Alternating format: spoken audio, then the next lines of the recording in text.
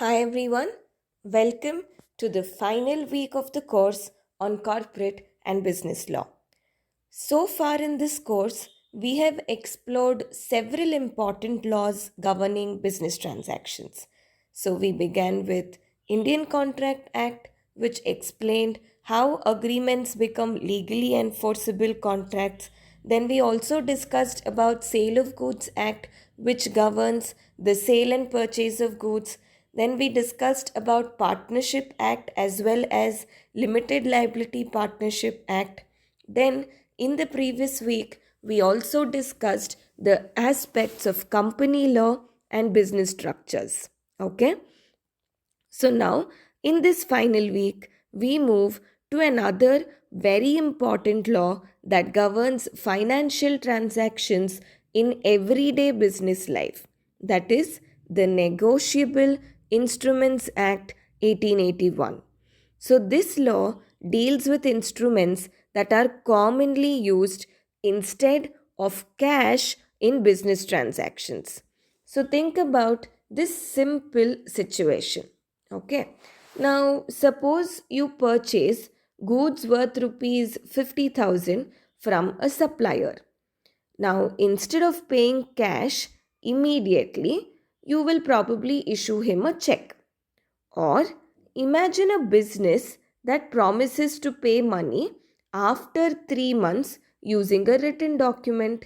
Now, these types of written financial documents are known as negotiable instruments.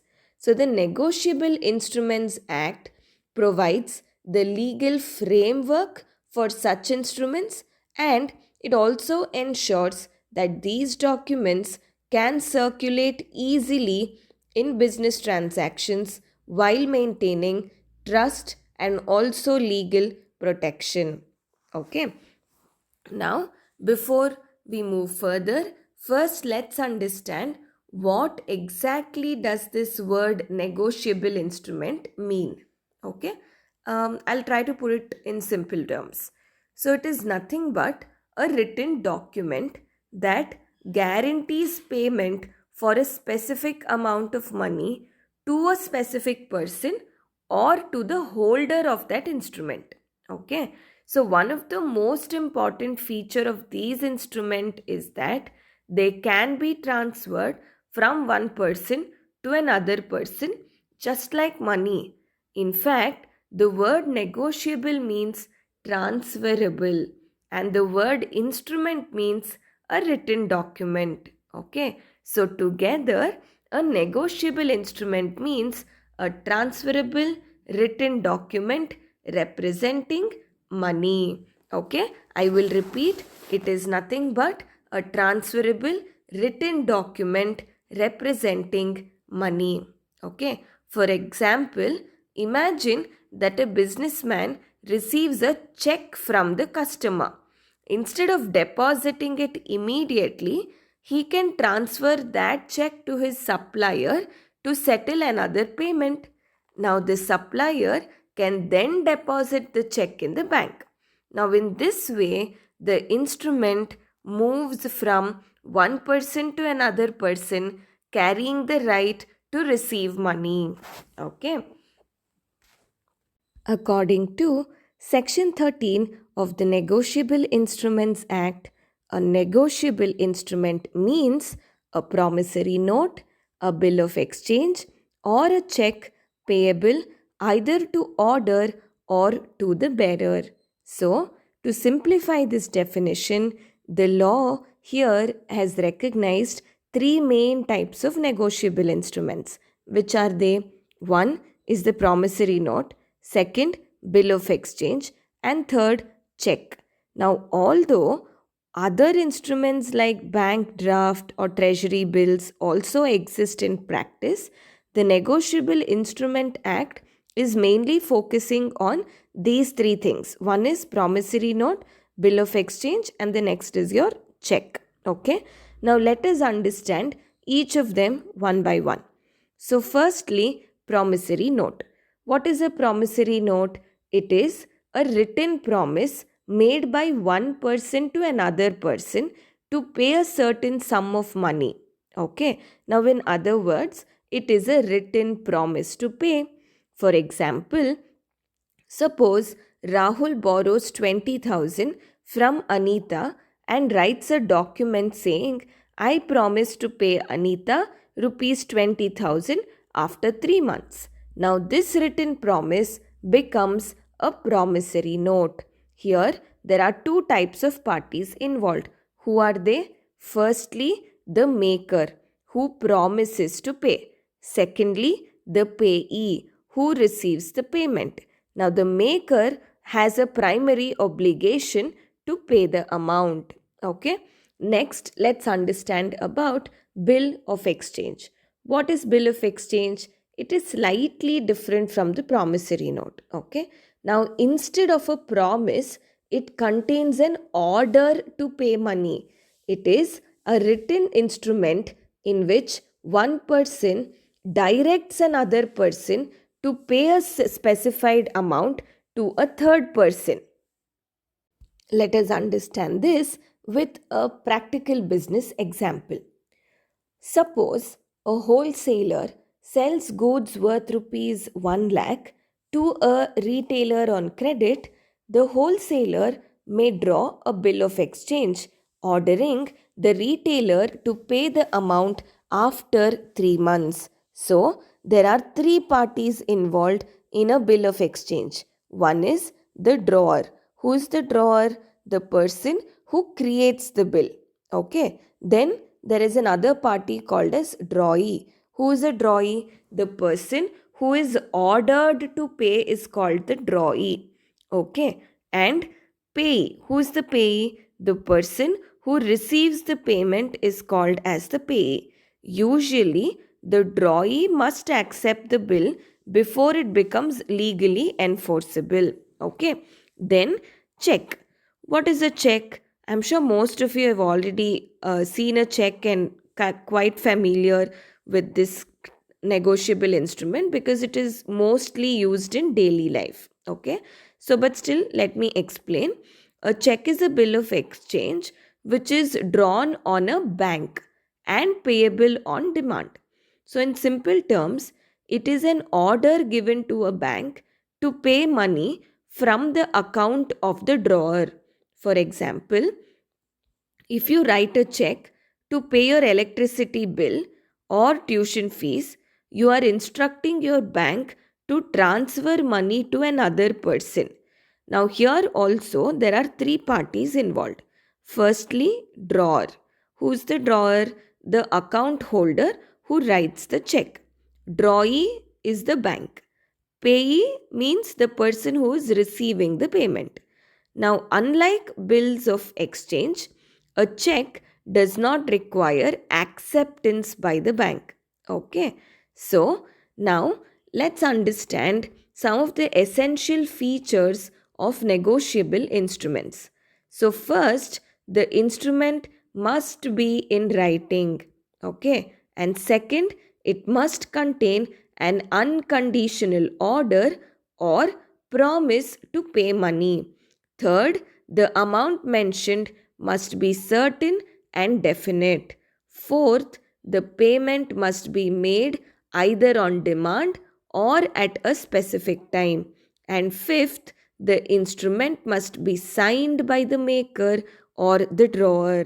Okay, so another important feature is transferability. The instrument can be transferred from one person to another, giving the new holder the right to receive the payment. And finally, a holder is in due course obtains the instrument free from many defects of the previous holder, which increases trust and ease of circulation in commercial transactions. Okay.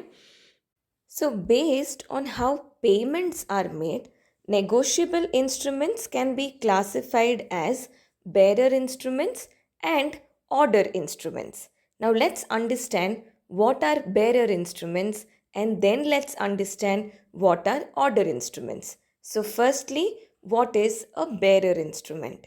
A bearer instrument is payable to whoever holds the instrument. Okay, that is what it means.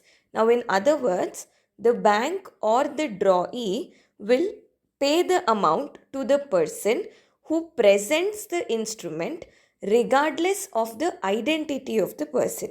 For example, if the check states pay bearer rupees 5,000, the bank will pay the person who brings the check to them. Okay, and these instruments can be transferred simply by way of delivery.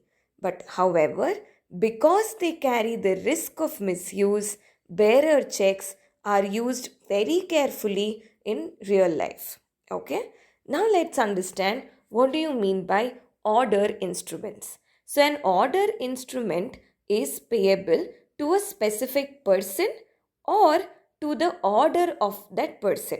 Okay, now what does this mean? Let me explain with an example. Let's say if a check states that pay Anita or order rupees 10,000, the bank will pay Anita or anyone she authorizes, okay, and not to anybody who brings the check. So it is paid only to Anita or maybe anyone she authorizes, okay. So here the identity of the person bringing the check will matter. Now, to transfer an order instrument, two things are required. One is endorsement by way of signature of the holder, and second is through delivery. So, this provides greater security when compared to the bearer instruments. Okay, now we need to understand one of the most important concepts under Negotiable Instruments Act, which is nothing but the modes of negotiation.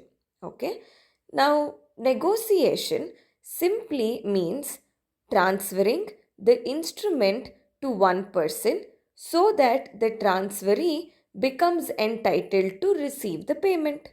Now, there are two main modes of negotiation.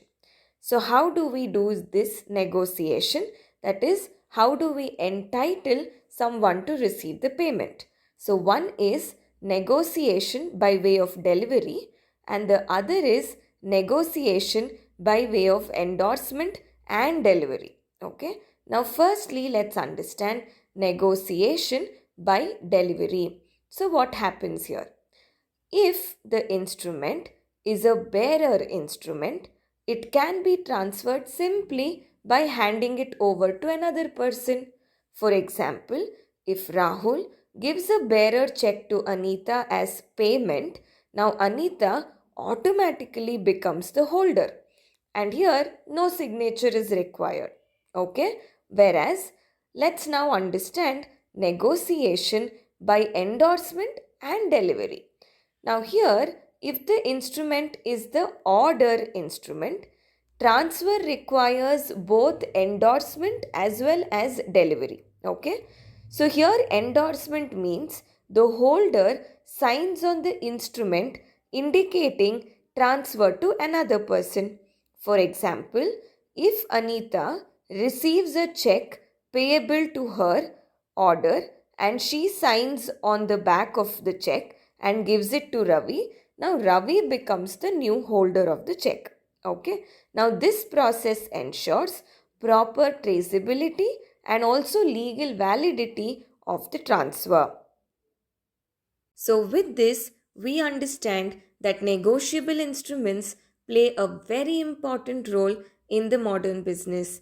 They provide safe alternative to carrying cash, and they also help in credit transactions because they allow businesses to buy goods now but pay later. And in addition, these instruments, since they can be transferred easily, they help in the smooth circulation of money within the economy.